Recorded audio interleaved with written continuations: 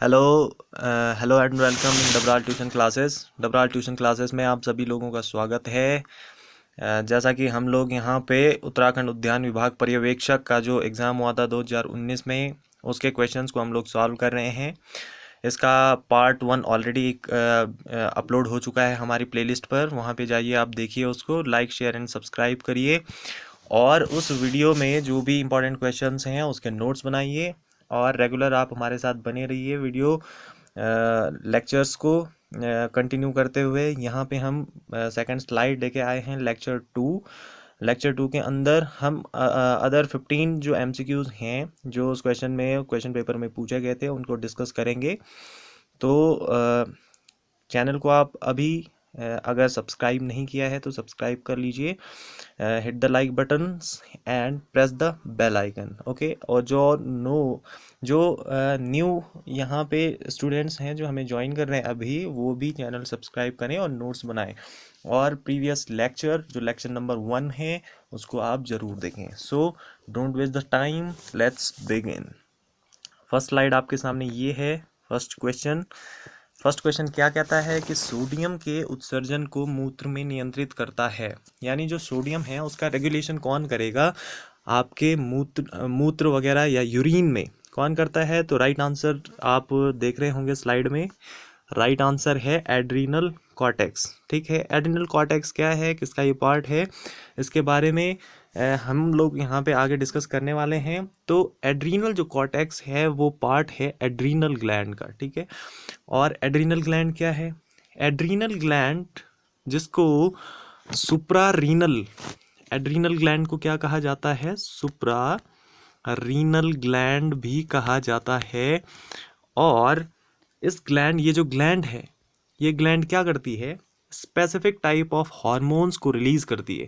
किस टाइप के हार्मोन को रिलीज करती है उसकी बात हम आगे करेंगे, लेकिन ये किस टाइप की ग्लैंड है? ग्लैंड साइंस में जब आपने पढ़ा होगा कि ग्लैंड्स 2 टाइप की होती हैं। फर्स्ट वन एंडोक्राइन और जो एक्सोक्राइन ग्लैंड है। एंडोक्राइन ग्लैंड्स जो ट्यूब्स यानी जो नलिकाओं के द्वारा अपना सीक्रीशन करती हैं उन्हें एंडोक्राइन कहते हैं। और एक्सोक्राइन्स वो ग्लैंड्स हैं जो अपना सीक्रेशन डायरेक्ट किस में करती हैं? ब्लड में करती हैं। तो जो एड्रीनल ग्लैंड है, एड्रीनल ग्लैंड एक टाइप की एंडोक्राइन ग्लैंड है। तो 2 इंपॉर्टेंट बात यहाँ पे सामने आ गई कि first one, this is also known as suprarenal gland, और सेकेंड, ये जो ग्लैंड है वो किस टाइप की है? एड्रीनल ग्लैंड, जो एक एंडोक्राइन ग्लैंड है। ठीक है, अच्छा, और जो एक ग्लैंड है ये होती कहाँ पे है, उसकी लोकेशन क्या होती है हमारी बॉडी में, किस पार्ट में ये पाई जाती है? तो जैसे कि आप इमेज में यहाँ पे देख रहे हैं कि जो ग्लैंड है वो यहाँ पे प्रेजेंट है, यहाँ पे इट मीन्स किडनी के ऊपर, और दोनों किडनी के ऊपर ये एड्रीनल ग्लैंड प्रेजेंट है। ठीक है, जो किडनी होती है वो हमारे उत्सर्जन तंत्र का एक अंग है, स्पेसिफिक टाइप का ऑर्गन्स हैं। 2 किडनीज ईच इंडिविजुअल के अंदर पाई जाती है। और जो किडनीज हैं जो आपके सेम के बीच, कभी कभी क्वेश्चन आपसे पूछा जाता है कि किडनी का शेप कैसे होता है, तो किडनी का जो शेप होता है वो सेम के बीज की तरह होता है। और इस किडनी का जो टॉप है, टॉप लेयर, उसके ऊपर पाई जाती है एड्रीनल ग्लैंड, ये वाली, जैसा आप इमेज में देख रहे हैं।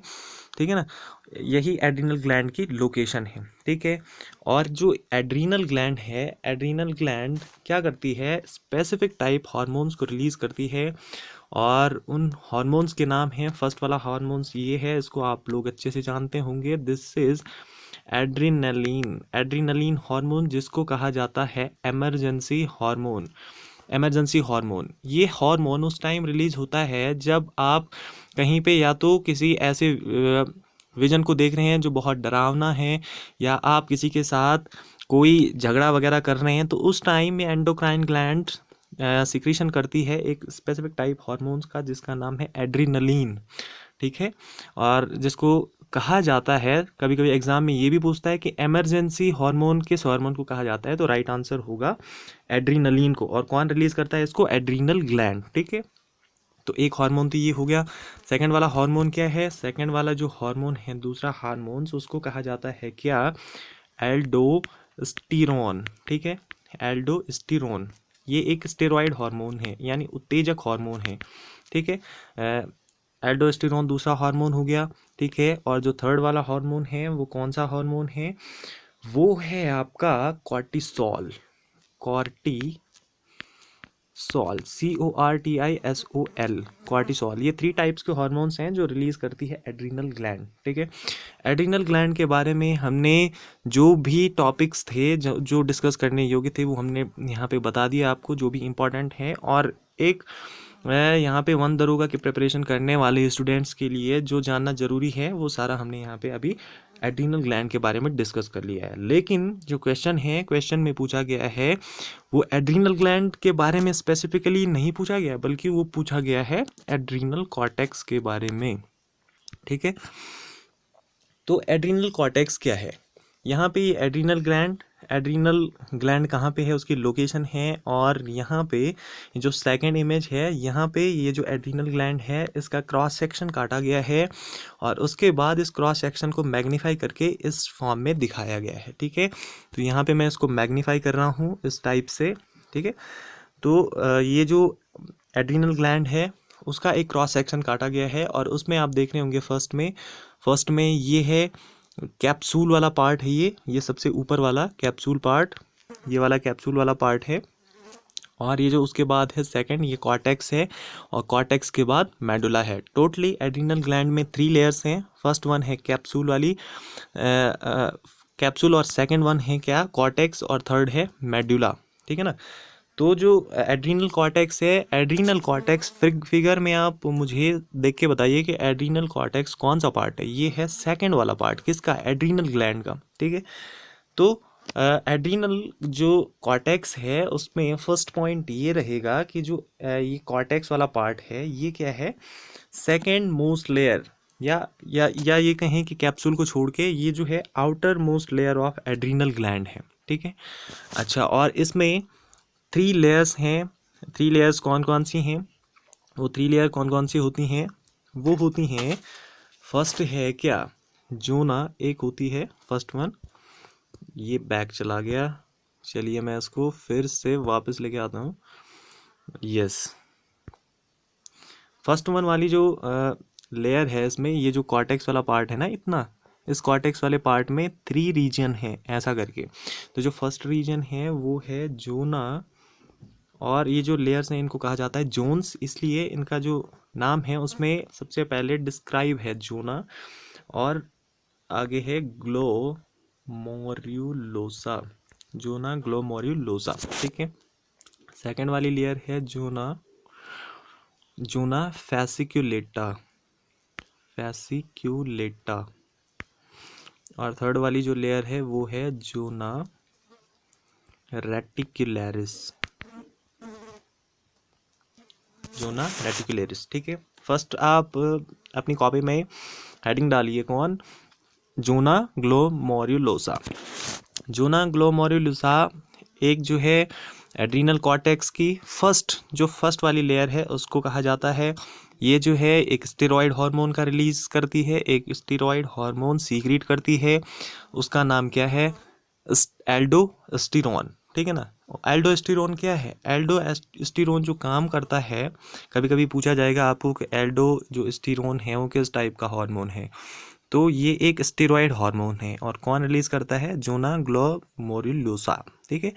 और इस एल्डोस्टेरोन हार्मोन का काम क्या है कि ये करता है रेगुलेशन ऑफ ब्लड प्रेशर, जो ब्लड है उसका प्रेशर, ब्लड प्रेशर जो बीपी आप चेक करवाते हैं ना किसी डॉक्टर से, उसको ये क्या करता है, रेगुलेट करता है। और सेकंड वाली इंपॉर्टेंट बात जो क्वेश्चंस में है कि एड्रीनल कॉर्टेक्स, हम बोल रहे हैं कि सोडियम को क्या करता है, ये सोडियम का रेगुलेशन करता है। तो एड्रीनल कॉर्टेक्स के अंदर जो जोना ग्लोमोर्युलोसा जो लेयर है वहाँ से निकलने वाला एल्डोस्टेरोन वो कर रहा है सोडियम को रेगुलेट, ठीक है ना।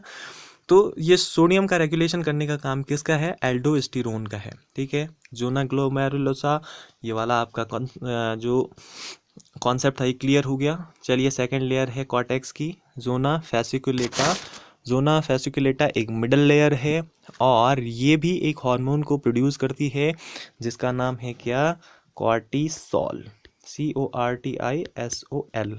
ये भी क्या करती है, एक कॉर्टिसोल एक दूसरा हार्मोन है उसको रिलीज करती है, ठीक है, कॉर्टिसोल को। और ये जो सेकंड वाली लेयर है, इसकी जो थर्ड मोस्ट इम्पॉर्टेंट बात ये है कि ये जो है, जो एड्रिनल कॉर्टेक्स है, एड्रिनल कॉर्टेक्स की सबसे लार्जेस्ट लेयर है और अप्रॉक्सीमेट 80% वॉल्यूम है ये एड्रिनल कॉर्टेक्स का। ठीक है, तो सेकंड इम्पॉर्टेंट बात ये रही कि ये जो है सबसे लार्जेस्ट लेयर है एड्रिनल कॉर्टेक्स की। नाम क्या है? जोना फैसिक्युलेटा। ठीक है, और कौन सा हार्मोन रिलीज करेगी? कॉर्टिसोल को। ठीक है, थर्ड वाली जो लेयर है उसका नाम है जोना रेटिक्युलेटा। रेटिक्युलेटा, जोना रेटिकुलेटा, ये थर्ड मोस्ट लेयर है और इनर मोस्ट लेयर है, सबसे अंदर वाली लेयर है कॉर्टेक्स की। तो ये जो रिलीज करती है ये भी एक स्पेसिफिक टाइप का जो हार्मोन है उसको रिलीज करती है। तो जो तीसरी लेयर है जोना रेटिकुलरिस, ये प्रोड्यूस करती है एक हार्मोन्स को जिसका नाम है क्या? एंड्रोजन। इसका नाम है एंड्रोजन। एंड्रोजन हार्मोन को ये प्रोड्यूस करती है। तो ध्यान में रखिएगा, तीन लेयर तीन अलग अलग प्रकार के हार्मोन्स को रिलीज करेगी। जोना रेटिकुलरिस करेगी एंड्रोजन्स को रिलीज, और जो जोना फैसिकुलेटा है वहाँ से एक हार्मोन रिलीज होगा कॉर्टिसोल, जो एक टाइप का स्टेरॉइड हार्मोन है। और जो फर्स्ट वाली लेयर है यानी आउटर मोस्ट लेयर है एड्रिनल कॉर्टेक्स की, वो भी रिलीज करती है एक हार्मोन जिसका नाम है एल्डोस्टेरोन। और मेन हीरो इस पिक्चर का एल्डोस्टेरोन ही है जो रेगुलेशन करेगा ब्लड प्रेशर का, और साथ ही रेगुलेशन करेगा किसका? सोडियम का। ठीक है, तो यहाँ पे इतना डिटेल में हमने इसको डिस्कस कर दिया है। अपनी कॉपी में इन सारी पॉइंट्स को नोट कर लीजिए, और यहाँ से बहुत सारे क्वेश्चंस पूछे जाते हैं, इसीलिए ये एग्ज़ाम के पर्सपेक्टिव से वेरी इंपॉर्टेंट है। चलिए चलते हैं नेक्स्ट स्लाइड पे। नेक्स्ट स्लाइड है आपके सामने, ये क्या है कि चूने के साथ मिलकर कौन सा उर्वरक नहीं डालना चाहिए। यहाँ पे फर्टिलाइज़र की आपके पास लिस्ट दे रखी है, और इन फर्टिलाइज़र में आपको चूज़ करना है वो फर्टिलाइज़र जिसको आप चूने के साथ यूज़ नहीं कर सकते हैं। तो उसका नाम है अमोनियम सल्फेट, फर्स्ट वाला। ठीक है ना, अमोनियम सल्फेट। इसका जो फार्मूला होता है यहाँ पे इमेज में आप देख रहे होंगे, इस टाइप का है, थोड़ा यूरिया टाइप का लगता है ये। और इसका जो केमिकल फार्मूला है वो है NH4 का होल ट्वाइस SO4, यानी इसमें नाइट्रोजन, हाइड्रोजन और सल्फर है। और फर्स्ट पॉइंट तो ये है कि इसका फार्मूला क्या है। सेकंड वाला पॉइंट ये आता है कि ये जो है एक टाइप का कैसा सॉल्ट है? ऑर्गेनिक सॉल्ट है। ठीक है, अमोनियम सल्फेट एक ऑर्गेनिक सॉल्ट है। ठीक है ना, और थर्ड वाली पॉइंट ये है कि जो यूज़ है इस ऑर्गेनिक सॉल्ट का, किस फॉर्म में किया जाता है इसको यूज़, और किस एम के लिए इसको यूज़ किया जाता है। तो ये मेनली है एक सॉइल फर्टिलाइज़र। ठीक है ना, सॉइल फर्टिलाइज़र इसका यूज़ किया जाता है, एज अ फर्टिलाइज़र इसका यूज़ किया जाता है। और कहाँ पे यूज़ किया जाता है? इसका यूज़ किया जाता है उस टाइप की सॉइल में जिसका pH वैल्यू कैसे होती है? एल्कलाइन होती है जो सॉइल। ठीक है ना, ऐसी सॉइल जो क्षारीय होती है, एल्कलाइन यानी क्षारीय। जिस मिट्टी में जो pH होता है, pH ज़्यादा होता है, क्षार की मात्रा ज़्यादा होती है, उस सॉइल को कहा जाता है एल्कलाइन सॉइल या क्षारीय मृदा। क्षारीय मृदा को शुद्ध करने के लिए, उसका pH डाउन करने के लिए, pH 14 से 7 के अप्रॉक्सीमेट या उससे कम लाने के लिए जो यूज़ किया जाता है फर्टिलाइज़र वो है अमोनियम सल्फेट। ठीक है ना, और यहाँ पे जो और जानने वाली बात वो ये है कि ये जो अमोनियम सल्फेट है इसमें कॉम्पोजिशन क्या है ना, इसमें क्या क्या मिला हुआ है। इसमें जो है 21% है नाइट्रोजन N2 जो बायोमोलिकुलर फॉर्म में आती है, नाइट्रोजन गैस है ये। और जो 24% है आपका सल्फर। ठीक है, अच्छा, ये वाली बात क्लियर हो गई। और इसका फंक्शन क्या होता है, ये कैसे फंक्शन करता है? ये फर्टिलाइजेशन की नहीं, जो फर्टिलाइज़र है यानी जो भूमि को उर्वरक बनाती है वो कैसे बनाती है? ये मेनली करता क्या है, अमोनियम जो सल्फेट है, अमोनियम सल्फेट जैसे आप इसको अपने खेत में डालते हैं तो वहाँ पे ये ब्रेक डाउन हो जाता है अमोनियम आयंस में, और अमोनियम आयंस जैसे ही मिट्टी में मिल जाती है तो यहाँ पे ये स्मॉल अमाउंट में एक एसिड प्रोड्यूस करते हैं। ठीक है ना, और ये एसिड क्या करता है? एसिड pH को डाउन करता है। जो क्षारीय हो रखी है मृदा है, जो मृदा है जो क्षारीय हो रखी है उसका pH कम करता है, और उसको pH उदासीन या फिर उसको अम्लीय मृदा में कन्वर्ट करता है। तो मेनली यहाँ पे जो अमोनियम सल्फेट का जो रोल होता है वो pH बैलेंस करने का रोल होता है। ठीक है ना, जो सॉइल है उसका pH बैलेंस करने के लिए अमोनियम सल्फेट का यूज़ किया जाता है। ओके, यहाँ पे समझ में आ गया। राइट आंसर अमोनियम सल्फेट है जो फर्टिलाइज़र है। ये फंक्शन कैसे करता है, इसका कंटेन क्या है, इसमें कॉम्पोजिशन इसका क्या है, यूज़ इसका कैसे किया जाता है और इसका फॉर्मूला क्या है, वो आप कॉपी में नोट कर लीजिए। चलिए नेक्स्ट पे चलते हैं। नेक्स्ट है कि भौगोलिक बाधाओं के द्वारा पृथक की गई प्रजातियां कहलाती हैं, यानी ऐसी प्रजातियां जो किसी ज्योग्राफिकल बैरियर के कारण अलग अलग हो गई हैं, उनको क्या कहा जाता है, उन्हें कहा जाता है, ऑप्शन यहाँ पे आपके सामने है, इसमें राइट आंसर है एलोपैट्रिक। एलोपैट्रिक एलोपैट्रिक जो है उसको कहा जाता है, उस स्पीसीज को एलोपैट्रिक स्पीसीज या स्पेशिएशन कहा जाता है, एलोपैट्रिक स्पेशिएशन। ठीक है, तो एलोपैट्रिक स्पेशिएशन क्या है, ये जो है मेनली होता है एलोपैट्रिक स्पेशिएशन, या स्पेशिएशन का मतलब क्या है, स्पेशिएशन का मतलब ये है कि एक नई स्पीसीज का उद्भव होना, उसको कहा जाता है एलोपैट्रिक स्पेशिएशन। और एक जब नई प्रजाति का उद्भव किस वजह से होता है, भौगोलिक बाधाओं के कारण जब एक नई प्रजाति का उद्भव होता है तो उसको कहा जाता है एलोपैट्रिक स्पेशिएशन। ठीक है, एलोपैट्रिक स्पेशिएशन को इसका जो दूसरा नाम है, दूसरी तरीके से इसको जाना जाता है, वो है जियोग्राफिकल स्पेशिएशन। जियोग्राफिकल स्पेशिएशन के नाम से भी इसको जाना जाता है। ठीक है, और ये जो है स्पेशिएशन क्या होता है, स्पेशिएशन जैसे मैंने अभी आपको बताया कि एक नई प्रजाति के समूह का जो उद्भव होना, एक नई प्रजाति का बनना, एक नई प्रजाति का जो है हमारे वातावरण में उत्पन्न होना, उसको कहा जाता है स्पेशिएशन। ठीक है, और स्पेशिएशन कोई ऐसी प्रोसीजर नहीं है जो 2-3 दिन में हो जाएगी, 2-3 दिन में एक नई स्पीसीज बन गई। ठीक है ना, ये एक वेरी लॉन्ग टर्म प्रोसीजर है, बहुत लंबा समय इसमें लगता है, और लंबा समय लगने के बाद तब जाके कोई नई स्पीसीज कुछ नए मॉडिफिकेशन के साथ हमारे सामने आती है। ठीक है, तो स्पेशिएशन की बात हो गई, इसको किस नाम, अदर नाम से जाना जाता है, वो हो गया ज्योग्राफिकल स्पेशिएशन। ठीक है ना, स्पेशिएशन की टर्म्स आपको समझ में आ गई। थर्ड वाली बात या जो नेक्स्ट है वो है ज्योग्राफिकल स्पेसिफिकेशन या स्पेशिएशन क्या होगा, कब होता है ये ज्योग्राफिकल स्पेशिएशन। ठीक है, तो इसकी जो डेफिनेशन है या जो जिस तरीके से हम समझ सकते हैं वो ये है कि जब किसी जैसे ज्योग्राफिकल रीजन में जहाँ पे कोई स्पीसीज़ रह रही हो, कोई एनिमल स्पीसीज़ वहाँ पे रह रही हो, और यदि वहाँ पे उस ज्योग्राफिकल रीजन में कुछ किसी भी टाइप की जो है ज्योग्राफिकल चेंजेस आ जाएं, जैसे कोई आपदा आ जाए या वहाँ पे धीरे धीरे कुछ अलग जो है जो ज्योग्राफी वो अलग डेवलप हो जाए, तो उस कंडीशन में क्या होता है कि जो उस ज्योग्राफिकल रीजन में जो रह रही स्पीसीज़ हैं वो क्या करती हैं, उस ज्योग्राफिकल रीजन में रह रही स्पीसीज़ क्या करती हैं, एक दूसरे से आइसोलेट हो जाती हैं। ठीक है ना, आइसोलेट हो जाती है, अलग अलग हो जाती हैं, और आइसोलेशन होने के बाद ये जो स्पीसीज़ थी जो अलग अलग उसमें कन्वर्ट हो गई, दो अलग अलग जगह ये जो है चली गई हैं। अब ये स्पीसीज़ क्या करती हैं, यहाँ पे अलग तरीके से क्या करती है, उस ज्योग्राफी में जो अलग ज्योग्राफिकल रीजन में वो चले गए हैं वहाँ पे ये अपने आप को सरवाइव करती हैं, अपने आप को नई तरीके से नई मॉडिफिकेशन के साथ क्या करती है, अपने जीवन को जीने लगती है। ठीक है ना, और इस टाइप से धीरे धीरे ज्योग्राफी के कारण उनमें, और जो क्लाइमेट का जो इफ़ेक्ट पड़ता है, आपने पढ़ा है कि पर्यावरण का सीधा प्रभाव पड़ता है, ये आपने पढ़ा होगा कहाँ, लैमार्क या डार्विनवाद में। तो वहाँ पे एटमॉस्फेयर के कारण और ज्योग्राफी के कारण उनमें नई मॉडिफिकेशन आते हैं, और नई मॉडिफिकेशन होने के बाद क्या होता है, एक नई प्रजाति का विकास हो जाता है। इसको कहा जाता है ज्योग्राफिकल स्पेशिएशन, ज्योग्राफिकल स्पेसिफिकेशन। एक बार मैं फिर से आपको एक्सप्लेन कर रहा हूँ।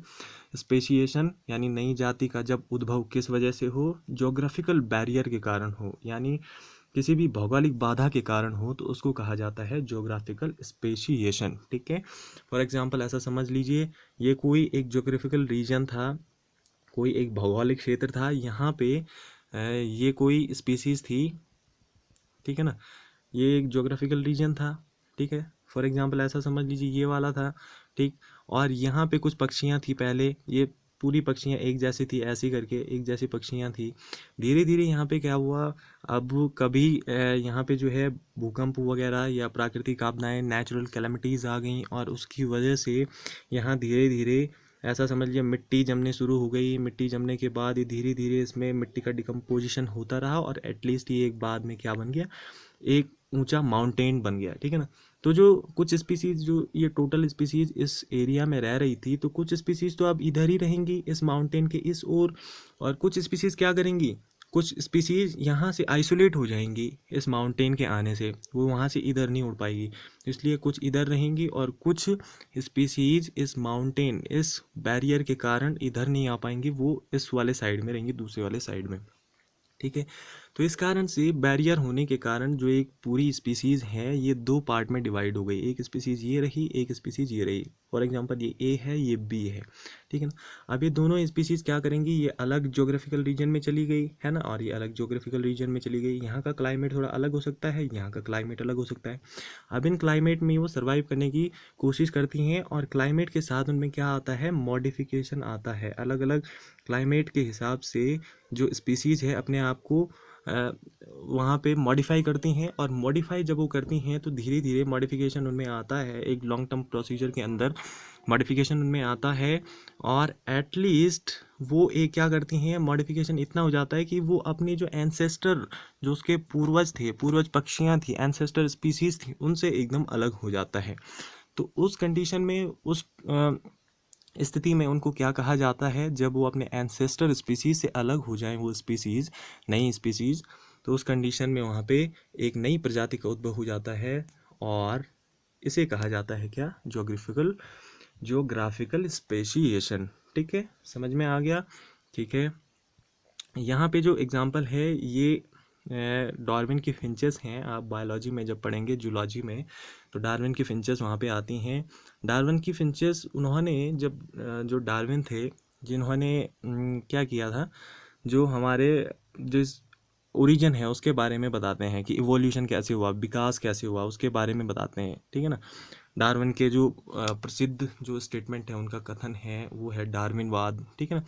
तो जब वो इसकी रिसर्च कर रहे थे, तो उस टाइम वो क्या करते हैं कि जो आपने मैप में देखा होगा, ये नॉर्थ अमेरिका है, नॉर्थ अमेरिका के बाद ये वाला रीजन आता है, उसके बाद साउथ अमेरिका आ जाता है, ठीक है।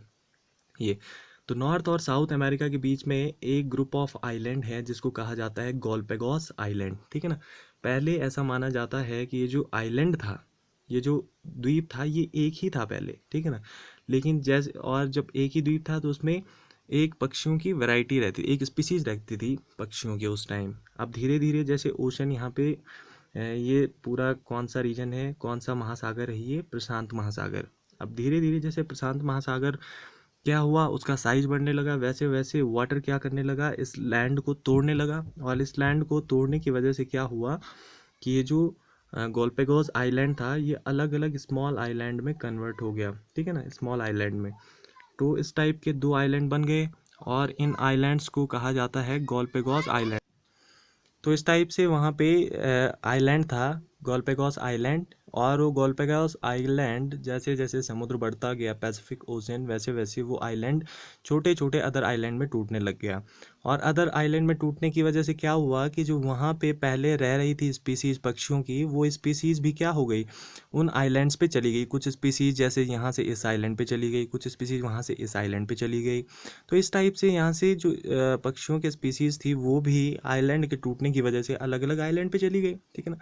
अब अलग अलग आइलैंड का अलग अलग क्या था, एटमॉस्फेयर था, अलग अलग क्लाइमेट थी, और उन क्लाइमेट की वजह से, अलग अलग क्लाइमेट होने की वजह से, अलग अलग हैबिटेट होने की वजह से वहाँ पे उनमें वेरिएशन आ गई। वो धीरे धीरे उनमें वेरिएशन इतनी आ गई कि वो एक जो है नई प्रजाति उनमें दिखने शुरू हो गई। तो उस टाइम जो है इस टाइप से जो ज्योग्राफिकल आइसोलेशन है वो देखने को मिला गोलपेगोस आइलैंड में। तो यहाँ पे आप देख रहे होंगे कि ये जितनी भी स्पीसीज़ हैं, ये सारी पहले एक ही थी जब गोलपेगोस आइलैंड एक था, और जैसे जैसे समुद्र बढ़ा, फिर गोलपेगोस आइलैंड टूटता गया और स्मॉल आइलैंड में कन्वर्ट होता गया, और जो पक्षी इन आइलैंड्स पे गए उनका अलग अलग डेवलपमेंट हुआ। और इस टाइप से देखिए कि प्रत्येक जो पक्षी है, प्रत्येक पक्षी का जो ये आगे की जो नोक है, जो चोंच है, वो अलग अलग टाइप की है, क्योंकि एनवायरनमेंट का इफ़ेक्ट उन पे पड़ा, और क्लाइमेट वगैरह इस सब चीज़ का इफ़ेक्ट पड़ने की वजह से इनके जो चोंच है वो अलग अलग टाइप की हैं। इनका जो हेड है,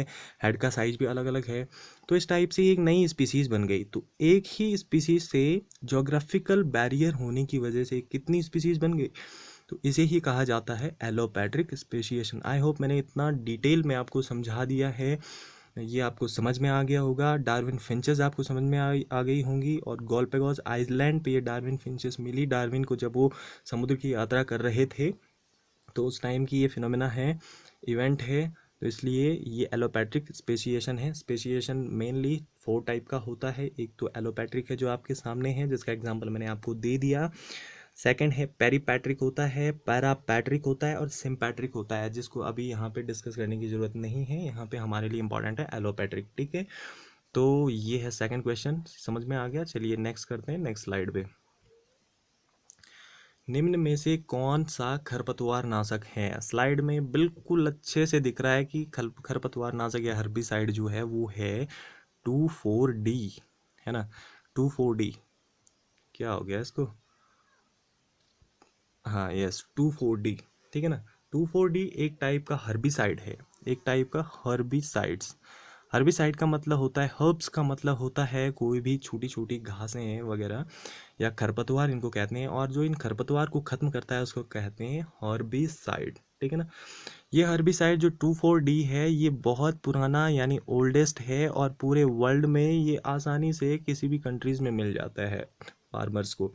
तो इसीलिए ये ओल्डेस्ट मोस्ट वाइडली अवेलेबल है ये क्या, हर्बिसाइड, जिसका नाम है 2,4-D, है ना। अब 2,4-D हम बार बार बोल रहे हैं, तो 2,4 तो समझ में आता है, डी क्या है 2,4-D का मतलब है यहाँ पे डाईक्लोरोफेनॉक्सी एसिटिक एसिड। डी का मतलब है डाईक्लोरोफेनॉक्सी एसिटिक एसिड, एसिटिक एसिड, ठीक है ना। डी का मतलब है डाईक्लोरोफेनॉक्सी एसिटिक एसिड या 2,4-डाईक्लोरोफेनॉक्सी एसिटिक एसिड, ठीक है ना। ये इसका पूरा नाम हो गया।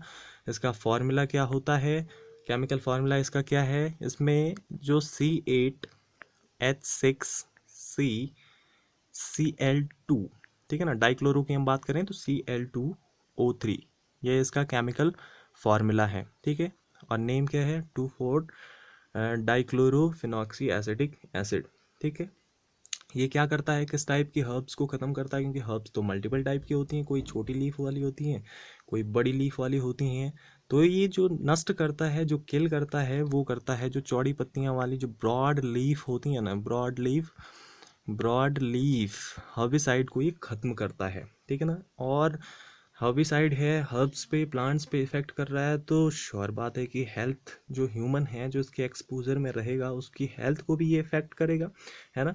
तो यदि कोई भी इंडिविजुअल जो इसका यूज़ कर रहा है लॉन्ग टर्म में इसके एक्सपोजर में है, तो उसको जो प्रॉब्लम आ सकती हैं वो एबनॉर्मल जो उसके स्पर्म्स हैं, यदि कोई मेल है, मेल्स में जो स्पर्म्स होते हैं कुछ इस टाइप से, ऐसे करके इस टाइप से स्पर्म्स होते हैं, तो ये स्पर्म्स का जो साइज है वो इस टाइप ना होकर एबनॉर्मल हो सकता है, कुछ इस टाइप से वगैरह वगैरह, ठीक है ना।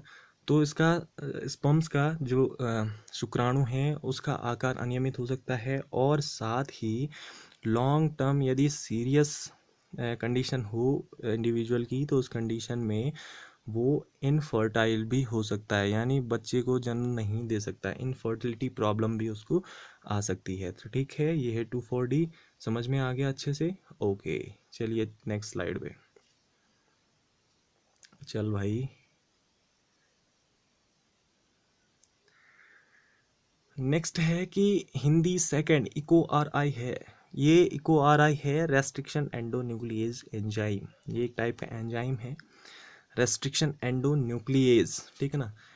एंडोन्यूक्लियस ही पता चल रहा है कि ये न्यूक्लिक एसिड पे काम करेगा, है ना। रेस्ट्रिक्शन यानी कुछ काट फाट या फिर कुछ बाधाएं उत्पन्न करना, तो रेस्ट्रिक्शन एंडोन्यूक्लियस, न्यूक्लियस एक टाइप का एंजाइम है, और ये न्यूक्लिक एसिड पर बेसिकली काम करता है, ठीक है ना।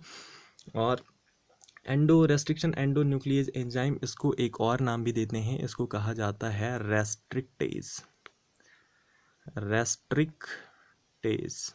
रेस्ट्रिक्टेज एंजाइम भी उसको कहा जाता है, ठीक है। और ये एंजाइम क्या है, ये एक ऐसा एंजाइम है जिसका यूज़ किया जाता है डीएनए को एक स्पेशल, जैसे डीएनए है ना हमारा, इस टाइप के डीएनए को अगर हमें चाहिए कि हमें इस डीएनए को यहाँ से काटना है तो हम कैसे करेंगे? कैंची तो हमारे पास हो नहीं सकती है, ऐसी कैंची तो चलेगी नहीं, क्योंकि डीएनए एक बहुत ही स्मॉल है, उसको आप आँख से नहीं देख सकते। तो यहाँ पे जो यूज़ करते हैं, हम करते हैं रेस्ट्रिक्शन एंडोन्यूक्लियेज एंजाइम। इस एंजाइम की वजह से हम क्या करते हैं कि जो डीएनए है इसको स्पेशल या रिकग्निशन साइट से, जहाँ से हमें चाहिए कि हमें काटना है, वहाँ से हम इसको काट सकते हैं। तो मेनली यदि आप कहेंगे कि रेस्ट्रिक्शन एंडोन्यूक्लियेज एंजाइम क्या है, तो ये काटने वाला एंजाइम है, या साइंस की भाषा में इसको क्लीवेज एंजाइम कहते हैं। ऐसा एंजाइम जो क्लीवेज करते, जो काट दे, किसको काट दे? डीएनए को काट दे, ठीक है ना। तो ये एंजाइम एक क्लीवेज एंजाइम है, रेस्ट्रिक्शन एंडोन्यूक्लियस, ठीक है। और ये जो कहाँ पे पाया जाता है? ये पाया जाता है मेनली, जो रेस्ट्रिक्शन एंडोन्यूक्लियेज है ये पाया जाता है बैक्टीरियल सेल में। जो बैक्टीरिया होते हैं ना, वहाँ पे पाया जाता है। क्या करता है वहाँ पे? ये वहाँ पे जो वायरस है, वायरस के अगेंस्ट ये एक डिफेंस मैकेनिज्म क्रिएट करता है ना। वायरस को अटैक नहीं करने देता है बैक्टीरिया पे, ठीक है। जैसे ही वायरस अटैक करेगा तो उनके डीएनए को ये डिस्ट्रॉय कर देता है। तो यहाँ पे बैक्टीरिया के केस में इसका ये इंपॉर्टेंस है, और मेनली पाए जाते हैं ये बैक्टीरिया के अंदर ही, ठीक है। और इसकी और इम्पॉर्टेंट बात ये है कि जो रेस्ट्रिक्शन एंडोन्यूक्लियेज एंजाइम है, इसका एप्लीकेशन क्या है, कहाँ पे हम यूज़ करेंगे? चलो ये तो हम मान लिए कि डीएनए को हमें काटना है, लेकिन डीएनए को हमें काटना क्यों है? डीएनए को काटना पड़ता है हमें उस कंडीशन में जब हम क्या कर रहे हो? जीन इंजीनियरिंग कर रहे हो, है ना। जीन इंजीनियरिंग कर रहे हो, या तो हम क्या कर रहे हो? जीन का क्लोन बना रहे हो, क्लोनिंग की प्रोसेस कर रहे हो, या हम हाइब्रिडाइजेशन कर रहे हो, या संकरण जिसको कहते हैं हाइब्रिडाइजेशन, ठीक है ना। हाइब्रिडाइजेशन के थ्रू हम क्या करते हैं? एक नई स्पीसीज़ को बनाते हैं, दो स्पीसीज़ को मर्ज करके एक नई स्पीसीज़ को बनाते हैं, ठीक है ना। तो हाइब्रिडाइजेशन, जीन क्लोनिंग और जीन इंजीनियरिंग में इसका एप्लीकेशन है, ठीक है। ये समझ में आ गया। और एक और इम्पॉर्टेंट बात है कि इसको डिस्कवर किसने किया था? तो इसकी डिस्कवरी करी थी किसने?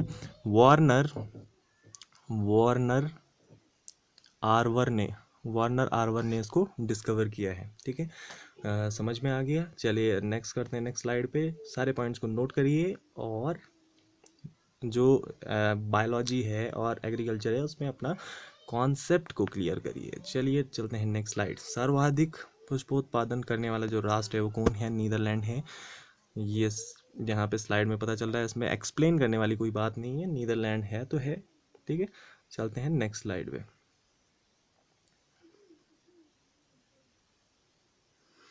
ऑक्सी हीमोग्लोबिन कार्य करता है। ऑक्सी हीमोग्लोबिन जो होता है, यानी हीमोग्लोबिन जब ऑक्सीजन के साथ जुड़ जाता है तो उसे ऑक्सी हीमोग्लोबिन, या उस ब्लड को किस टाइप का ब्लड? ऑक्सीजनेटेड ब्लड कहा जाता है, या उसको आर्टेरियल ब्लड कहते हैं। ये सारी टर्मोलॉजी हमने पढ़ी है लेक्चर 1 में। जो उद्यान विभाग का जो लेक्चर हमारा 1 था, वहाँ पे हमने ये टर्मोलॉजी पढ़ी थी कि ऑक्सी हीमोग्लोबिन क्या है, आर्टेरियल और वीनस ब्लड क्या होता है। तो आई होप अगर आपने नहीं देखा है तो वो जाके देखें और वहाँ से इन टर्म्स को समझें अच्छे से, ठीक है ना।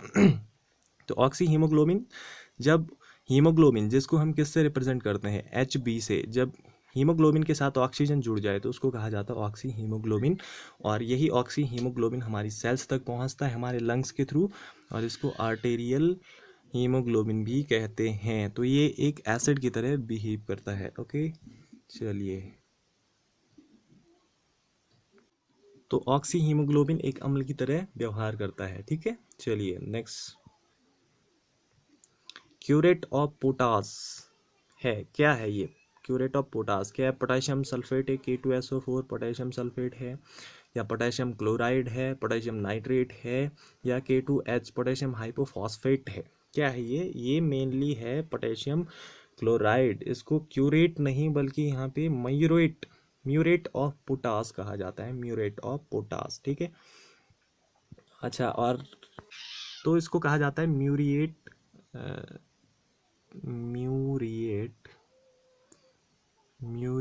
Of potash, muriate of potash, या इसको कहा जाता है MOP, म्यूरिएट ऑफ पोटास, ठीक है ना।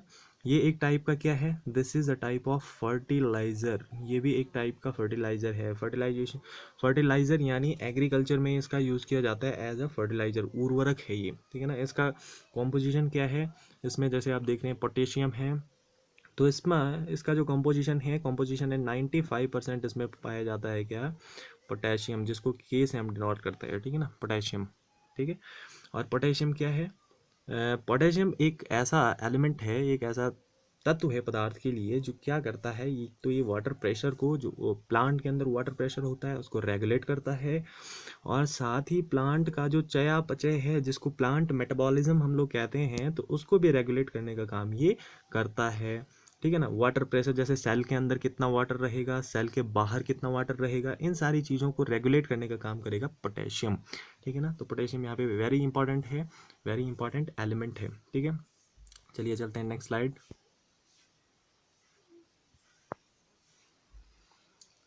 निम्न में से किस प्रकार के प्रकाश में सबसे कम क्या है, प्रकाश संश्लेषण सबसे कम प्रभावी होता है, तो राइट आंसर है हरे प्रकाश में। हरे प्रकाश में क्यों है, क्योंकि जैसा जो विजिबल लाइट होती है, विजिबल लाइट्स में जो अलग अलग कलर्स होते हैं ना, जैसे विबग्योर हम पढ़ते हैं, तो विबग्योर में जो फोटोसिंथेसिस रेट है, जो प्रकाश संश्लेषण की दर है, वो अलग अलग होती है, ठीक है। सबसे ज़्यादा होती है रेड में सबसे ज़्यादा होती है, ठीक है ना। रेड एंड ब्लू में, जो नीला और लाल है, उसमें प्रकाश संश्लेषण की दर सबसे ज़्यादा होती है, सबसे ज़्यादा ऑक्सीजन मॉलिक्यूल्स उस टाइम पे बनते हैं, ठीक है ना। और जो सबसे कम होती है वो होती है ग्रीन लाइट में। ग्रीन लाइट में क्यों, क्योंकि जो हरे पेड़ पौधे हैं उनमें क्लोरोफिल है, ग्रीन पिगमेंट है। ग्रीन पिगमेंट जो क्लोरोफिल है वो क्या करता है, वो ग्रीन लाइट को रिफ्लेक्ट कर देता है। अब ग्रीन लाइट जब रिफ्लेक्ट हो गई, उसका एब्जॉर्प्शन होगा ही नहीं, तो फोटोसिंथेसिस रेट कैसे बढ़ेगा, है ना। तो इसलिए ये इस लाइट को रिफ्लेक्ट करने की वजह से इस लाइट में जो फोटोसिंथेसिस रेट होता है वो सबसे कम होता है। ओके, चलिए यहाँ पे आप देख रहे हैं, इस ग्राफ को समझ लीजिए। ये वाले जब ग्रीन वाली लाइट आती है तो उस कंडीशन में फोटोसिंथेसिस का रेट डिक्रीज हो रहा है, ठीक है ना। जैसे जैसे फिर ये वेवलेंथ बढ़ती है, 500-600-700, जैसे जैसे ये वेवलेंथ आगे बढ़ रही है, ऐसा करके वैसे वैसे धीरे धीरे ये जो फोटोसिंथेसिस रेट है ये बढ़ता जाता है, और 700 के बाद ये जो है सीधे ड्रॉप होने लगता है। तो यहाँ पे एक और फिनोमेना होता है जिसको कहते हैं इमर्सन इफेक्ट। तो अभी उसको डिस्कस नहीं करेंगे, आगे वाले क्वेश्चंस में आएगा तो वहाँ पे उसको बता देंगे इमर्सन इफेक्ट क्या है, ठीक है ना। फिलहाल आप ये समझ लीजिए कि ग्रीन लाइट में सबसे कम होता है बिकॉज ऑफ इट रिफ्लेक्ट, क्योंकि जो हरा प्रकाश होता है, ग्रीन लाइट होती है, ये रिफ्लेक्ट हो जाती है क्लोरोफिल के द्वारा, ठीक है ना, इसलिए इसमें फोटोसिंथेसिस रेट सबसे कम है।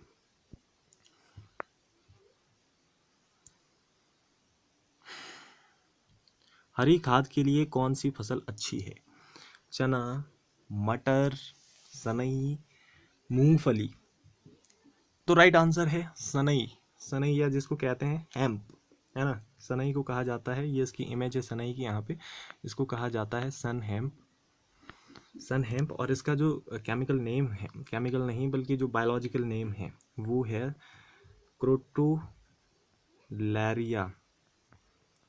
क्रोटोलैरिया जुन्सी, है ना, क्रोटोलैरिया जुन्सी इसका नेम है। और ये मेंबर है किस फैमिली का, आपने बॉटनी में पढ़ा है ना कि जो प्रत्येक प्लांट है उसको हम एक स्पेशल उसमें रखते हैं, फैमिली में रखते हैं। तो ये जो फैमिली है ये आता है पी फैमिली में। पी मीन जो हमारे मटर की जो फैमिली है, पी फैमिली में ये आता है। पी फैमिली क्या है, पी फैमिली का नाम क्या है, उसका नाम है फेबेसी, ठीक है ना। तो फेबेसी फैमिली में आता है ये सन हेम्प, क्रोटोलेरिया जुन्सी, ठीक है ना। और इसका यूज़ क्या होता है, इसको एक तो ग्रीन मैन्यूर के रूप में यूज़ कर सकते हैं, हरी खाद के रूप में इसका यूज़ कर सकते हैं। जो दूसरी बात है, जो चारा, जो फोरेज होता है, फोरेज के रूप में भी इसका यूज़ कर सकते हैं। और जो थर्ड बात ये है कि इसका जो फाइबर भी बनता है, और फाइबर के यूज़ के लिए भी इसको कल्टीवेट किया जाता है, ठीक है।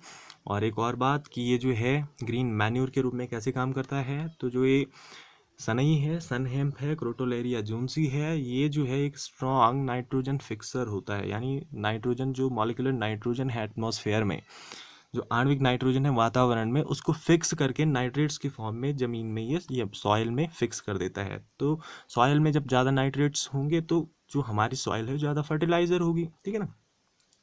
तो इस वजह से ये फर्टिलाइज़र के रूप में यूज़ की जाती है, ठीक है। चलिए नेक्स्ट क्वेश्चन। चलो तो नेक्स्ट क्वेश्चन है 27 कि ZZ एंड ZW जो टाइप का लिंग निर्धारण या सेक्स डिटर्मिनेशन होता है वो किस में पाया जाता है? वो होता है मोर में, पिकॉक में, ठीक है ना। ZZ और ZW टाइप का सेक्स डिटर्मिनेशन क्या होता है? जैसे हमारे में है, हम में क्या होता है, ह्यूमन में XX एंड XY टाइप का लिंग निर्धारण पाया जाता है। यानी इन गुणसूत्रों की वजह से हम क्या करते हैं, किसी भी इंडिविजुअल का लिंग निर्धारण करते हैं। फॉर एग्जांपल ऐसा समझ लीजिए, यदि किसी व्यक्ति का उसके गुणसूत्रों में XX है तो वो फीमेल है, ठीक है ना। और यदि किसी व्यक्ति के गुणसूत्रों में XY है तो वो मेल है ना। इस टाइप से हम इन गुणसूत्रों की वजह से लिंग का निर्धारण करते हैं। तो सेम वही प्रोसेस है मोर में भी, जो पीकॉक है। पीकॉक में जो ZZ होता है, ZZ होता है किसका? ये होता है मेल का, है ना। इसमें जो हमारे वाले केस में देखिए एक बार, जो फीमेल का क्या है, एक जैसे गुणसूत्र हैं, और जो मेल है, मेल के अलग अलग गुणसूत्र हैं। लेकिन यहाँ पे एकदम उल्टा है, जो मेल है उसके एक जैसे गुणसूत्र हैं, और जो फीमेल है उसके अलग गुणसूत्र हैं। फीमेल को ZW गुणसूत्र से दिखाया जाता है, और जो मेल है उसको ZZ गुणसूत्र से दिखाया जाता है, ठीक है ना। तो ये यहाँ पे जो एग्जाम्पल है वो कौन है? पीकॉक है। और जो ZZ है इसको कहा जाता है होमोमॉर्फिक सेक्स क्रोमोसोम, होमोमॉर्फिक लिंग गुणसूत्र। और जो ZW है ये है हेट्रो मीन बाय अलग अलग, होमो मतलब सेम, तो हेट्रोमॉर्फिक सेक्स क्रोमोसोम ZW वाले हैं और होमोमॉर्फिक वाले हैं ZZ वाले, ठीक है। चलिए नेक्स्ट, समझ में आ गया? ओके। गन्ने की सबसे गंभीर बीमारी क्या है? गन्ने की सबसे गंभीर बीमारी है लाल सड़ांध, या इसको रेड रॉट कहते हैं, ठीक है ना। रेड रॉट डिजीज़ ये होती है गन्ने में, और ये होती है एक फंगस की वजह से। उस फंगस का नाम क्या है? उसका नाम है कोलेटोट्राइकम, कोलेटोट्राइकम फैल्केटम, फैल्केटम। एक बार मैं मीनिंग आपको दिखा देता हूँ। कोलेटोट्राइकम की मीनिंग क्या है? तो कोलेटोट्राइकम की जो मीनिंग है वो है COLLETOTRICHUM, कोलेटोट्राइकम फैल्केटम, FALCATUM, कोलेटोट्राइकम फैल्केटम। ये इसका पुराना नाम है, अब इसका नया नाम आ गया है, वो है glomeruli, GLOMERELLA, glomeruli TUCUMANENSIS,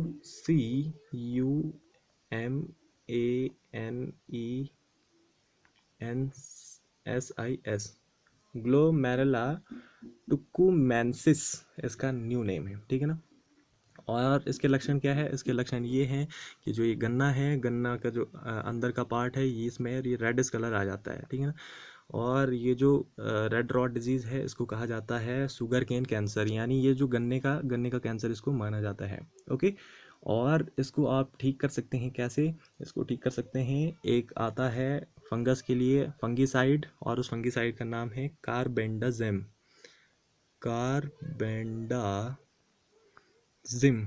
carbendazim 50 WP, इस फॉर्म में आता है, नाम इसका कार्बेंडाजिम है, फंगीसाइड है, इससे आप इसका ट्रीट कर सकते हैं। और जो ये फंगस है, ये फंगस कहाँ पे लगता है? ये लीव्स पे लगता है, पत्तियों की, गन्ने की पत्तियों पे, ठीक है ना। चलो ठीक है, चलते हैं नेक्स्ट पे। चिलगोजा एक महत्वपूर्ण शुष्क फल है। किसका शुष्क फल है ये? चिलगोजा जो शुष्क फल है वो है पाइनस जेरार्डियाना का। पाइनस जेरार्डियाना एक जो है कैसा है, जिम्नोस्पर्म प्लांट है, और ये मेनली मिलता है नॉर्थ वेस्टर्न हिमालय में, जो हमारे उत्तर पूर्वी हिमालय हैं, जैसे पाकिस्तान अफ़गानिस्तान वाले रीजन हैं, वहाँ पे ये मिलता है पाइनस जेरार्डियाना। और ये जो है तकरीबन 1800 से 3350 मीटर की हाइट पर ये मिलता है, ठीक है ना। 1800 से 3350 मीटर की हाइट पे ये मिलता है। और इसका एक फेमस फ्रूट है, उसका नाम है चिलगोजा, ठीक है ना। चिलगोजा मार्केट में बहुत हाई प्राइस पे बिकता है। क्यों बिकता है? क्योंकि ये जो है हेल्थ के लिए बहुत, इसमें बहुत सारे मिनरल्स और बहुत सारे विटामिन्स होते हैं।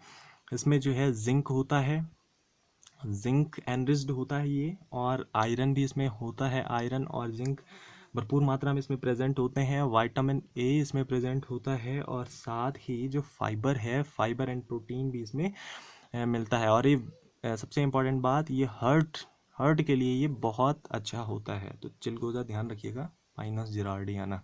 चलिए नेक्स्ट स्लाइड। नेक्स्ट है कि अंकुरण रोकने के लिए छिड़काव किया जाता है किसका, मैलिक हाइड्राजाइड का, ठीक है ना। ये अंकुरण नहीं होने देता है। ये एक एब्सिसिक एसिड के टाइप का एक क्या है, एक सब्सटेंस है, मैलिक हाइड्राजाइड, ठीक है। चलिए नेक्स्ट है कि अस्थि मज्जा में लाल रुधिर कणिकाओं के उत्पादन को नियमित करता है, यानी विनियमित करता है, एरिथ्रोपोइटिन। इसका राइट आंसर है एरिथ्रोपोइटिन, जिसको कहा जाता है क्या, EPO, एरिथ्रोपोइटिन, एरिथ्रोपोइटिन या EPO। ये एक टाइप का हार्मोन है। एरिथ्रोपोइटिन एक टाइप का हार्मोन है, और ये रिलीज किया जाता है किडनी के द्वारा। और जो हमारी अस्थि मज्जा होती है, बोन मैरो होती है, ये हड्डी है, हड्डी में ही क्या होता है, RBC जो लाल रुधिराणु है उसका निर्माण होता है। और ये यहाँ पे थोड़ा हड्डी की अल्ट्रा पिक्चर है, ये थोड़ा बड़ी पिक्चर है, ठीक है ना। तो जो एरिथ्रोपोइटिन है, एरिथ्रोपोइटिन रेगुलेट करता है RBCs को, है ना, RBCs की प्रोडक्शन को ही प्रोडक्शन करने का काम करता है। कौन, एरिथ्रोपोइटिन। कहाँ से, किडनी से रिलीज होता है, ठीक है ना, और बोन मैरो में ही काम करता है अपना, ठीक है ना। चलिए चावल के पुष्पगुच्छ या इन्फ्लोरेसेंस को क्या कहते हैं, चावल का जो पुष्पगुच्छ होता है, इन्फ्लोरेसेंस होता है, वो होता है पेनिकल टाइप का, ठीक है ना। पेनिकल टाइप का इन्फ्लोरेसेंस चावल में पाया जाता है, ओके। और ये वाला इमेज देख रहे हैं आप, ध्यान रखिएगा, पेनिकल टाइप का इन्फ्लोरेसेंस होता है या पुष्पगुच्छ होता है, ओके। नेक्स्ट है कि किसने परीक्षण किया कि प्रोटीन के बड़े अणु और पॉलीसेकेराइड के मिश्रण को क्वाइसरवेट कहते हैं। तो ये जो थ्योरी है वो है AI ओपेरिन की। AI ओपेरिन क्या थे, एक साइंटिस्ट थे। 1920 यानी 20th सेंचुरी में सबसे ज़्यादा होड़ साइंटिस्ट के बीच में ये थी कि ये लोग जानना चाह रहे थे कि अर्थ पे जो ह्यूमन जो स्पीसीज जो लाइफ आई वो कहाँ से आई। तो कई साइंटिस्ट ने अलग अलग स्टेटमेंट दिए। कई लोगों ने कहा, कई साइंटिस्ट ने कहा कि जीवों की जो उत्पत्ति है वो अजीवों से हुई है। कईयों ने कहा कि जीवों की उत्पत्ति जीवों से हुई है। लेकिन जो AI ओपेरिन थे उन्होंने 1924 में अपनी एक थ्योरी दी, और उस थ्योरी के अनुसार वो है chemical theory of AI Oparin. Chemical theory में क्या कहते हैं, ये कहते हैं कि जो लाइफ जो ओरिजिनेट हुई है अर्थ पर, ये जो है ये केमिकल प्रोसेस के थ्रू हुई है, और ये ग्रेजुअली यानी धीरे धीरे चलने वाली केमिकल प्रोसेस है, उसके थ्रू लाइफ ओरिजिनेट हुई है अर्थ पे। तो उसी केमिकल थ्योरी का ही एक पार्ट है क्वाइसरवेट। और क्वाइसरवेट किससे मिलकर बनता है, प्रोटीन के बड़े मॉलिक्यूल्स होते हैं, पॉलीसेकेराइड के मिक्सचर होते हैं, क्वाइसरवेट, ठीक है ना। तो AI ओपेरिन की थ्योरी है, ये थोड़ा डायग्राम है, समझ लीजिए इसको, ठीक है। तो नेक्स्ट चलते हैं। तो थैंक यू वेरी मच। ये सारे MCQs थे आज के। पार्ट 2 है ये, उद्यान पर्यवेक्षक 2019 पेपर का, ठीक है ना। पार्ट 2 यानी हमारा लेक्चर 2 है। कॉपी देखिए, नोट्स बनाइए और सारे पॉइंट्स को नोट करिए। ये सारे एग्ज़ाम के पॉइंट ऑफ व्यू से बहुत इंपॉर्टेंट हैं, चाहे आप उत्तराखंड वन दरोगा प्रिपेयर कर रहे हो या फिर अदर एग्ज़ाम्स को प्रिपेयर कर रहे हो। इस टाइप का डीप पूछा जाएगा, ठीक है ना, क्योंकि कंपटीशन बहुत ज़्यादा है, इसलिए आपको डीप तरीके से तैयारी करके जाना है। छोटे, मैं चाहूँ तो इसको छोटे वीडियो में आपको डायरेक्ट क्वेश्चन का आंसर भी दे सकता था, लेकिन मैंने इसको डीपली एक्सप्लेन किया ताकि आप हर तरीके से सक्षम हो पाओ, है ना, हर टाइप से आंसर दे पाओ आयोग का। इसलिए ये सारे पॉइंट्स हैं, सारे पॉइंट्स मैंने हर एक एग्ज़ाम में पूछे के क्वेश्चन से लिए हैं, इसलिए सारे पॉइंट्स को नोट करिए, नोट्स बनाइए, कॉपी या रिवीजन करिए, और वीडियो को शेयर, सब्सक्राइब एंड लाइक करिए, हमारे साथ बने रहिए। So thanks for watching and always God bless you all. Thank you very much.